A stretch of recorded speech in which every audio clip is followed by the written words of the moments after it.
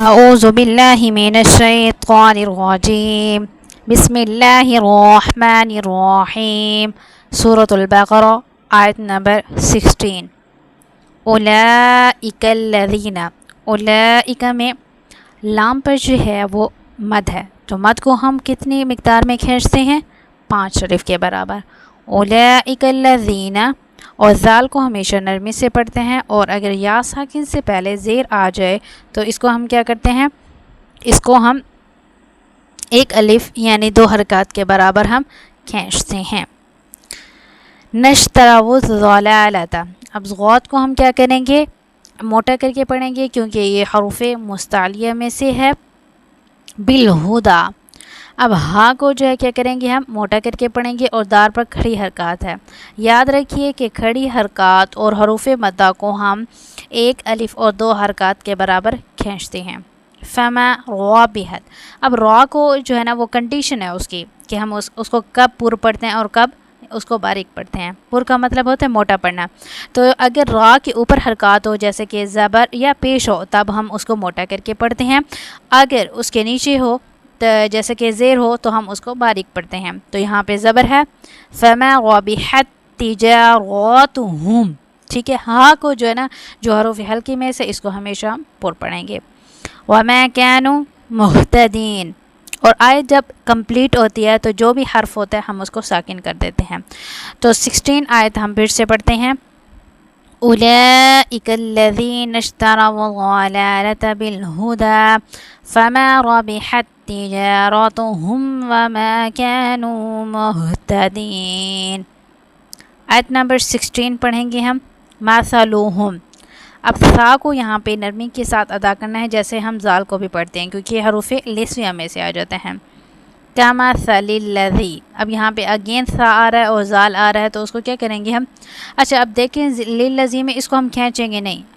ہم نے کہا تھا کہ حروف مدہ میں اگر یا سے پہلے زیر آ جائے تو ہم اس کو کھینچتے ہیں، لیکن یہاں پہ تو جو ہے وہ یا ساکن نہیں ہے. یاد رکھیے گا کہ حروف مدہ میں یا ساکن ہوتا ہے، اس میں یا جو ہے نا وہ اس میں ایمپٹی ہے.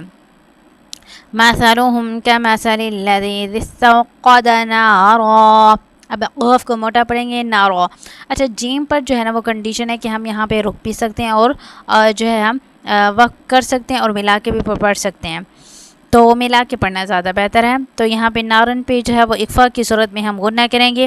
نارا فلما، اب میم مشدد ہے، یاد رکھیے کہ نون مشدد اور میم مشدد پہ ہمیشہ غنہ ہوتا ہے. فلما اضاءت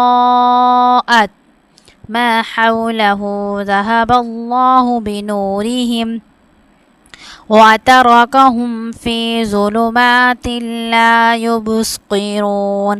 بنورهم، اب ہا کو موٹا پڑھیں گے. وتركهم في ظلمات لا یبصرون. اب با پہ جو ہے نا وہ ہم کلکلا کریں گے کیونکہ یہ حروف کلکلا میں سے، اور صاد کو ہم موٹا کر کے پڑھیں گے کیونکہ حروف مستعلیہ میں سے ہے.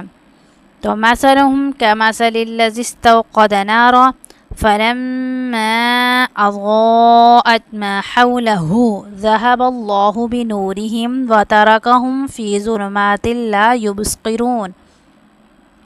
صم بکم عمی فهم لا يرجعون.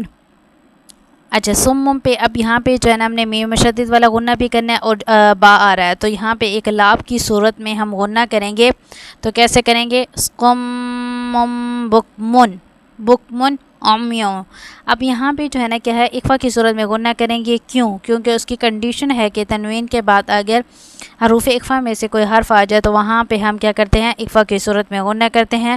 فہم لا، اور الف سے پہلے زبر آ جائے تو یہ حروف مدہ میں سے، اس کو ایک الف یعنی 2 حرکات کے برابر کھینچتے ہیں. یغ، اب یہاں پہ بھی نا ہم نے را کو موٹا پڑھنا ہے. کیوں؟ کیونکہ اگر را کے اوپر حرکات آ جائے یا را سے پہلے آ جائے تو ہم اس کو کیا کرتے ہیں؟ اس کو جو ہے ہم ہمیشہ جو ہے وہ پر پڑھتے ہیں. یرجعون، اور عین کو ہم نے واضح کر کے پڑھنا ہے، اور واو ساکن سے پہلے پیش آ جائے تو یہ بھی حروف مدہ میں سے ہوتا ہے، تو ہم اس کو بھی کیا کرتے ہیں؟ ایک الف اور 2 حرکات کے برابر ہم اس کو کھینچتے ہیں. تو اس آیت کو پھر پڑھیں گے. صم بکم عمی فهم لا يرجعون.